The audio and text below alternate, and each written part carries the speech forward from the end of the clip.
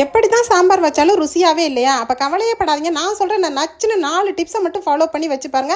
அப்படி கம கல்யாண வீட்டு சாம்பார் போல் இருக்குங்க. ஸோ வாங்க எப்படி செய்யலான்னு பார்க்கலாம். இதுக்கு பார்த்தீங்கன்னா நான் 3 காய்கறிகள் தாங்க இருக்கேன். உங்கள்கிட்ட எது வேணாலும் எடுத்துக்கோங்க. கத்திரிக்காய், முருங்கைக்காய், அதாவது பீன்ஸ் எடுத்துருக்கேன்.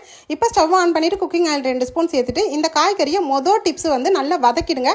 வதக்கிட்டு அதுக்கப்புறம் தண்ணி ஊற்றி வேக வச்சுருங்க. ஸோ 2வது முக்கியமான டிப்ஸ் பார்த்தீங்கன்னா தூரம் பருப்பை ட்ரையாகவே வறுத்துருங்க. வறுத்துட்டு தேவையான அளவுக்கு தண்ணி வச்சுட்டு அதுக்கப்புறம் இதில் பார்த்தீங்கன்னா சின்ன வெங்காயம் போடுங்க, தக்காளி போட்டு, பச்சை மிளகாய் போட்டு, மஞ்சள் சேர்த்து நல்லா வந்து வேக வச்சிருங்க. 3 விசில் வேகட்டும். இப்போ நெல்லிக்காய் அளவு புளி ஊற போடுங்க. 3வது சூப்பரான டிப்ஸ் நம்ம சேர்க்கக்கூடிய மசாலா பொருள் தாங்க. இதில் பார்த்தீங்கன்னா 2 ஸ்பூன் சாம்பார் தூள், 2 ஸ்பூன் வந்து குழம்பு மிளகாய் தூள் போட்டு உப்பு தேவையான அளவு போட்டு புளிக்கரைசலை ஊற்றிருங்க.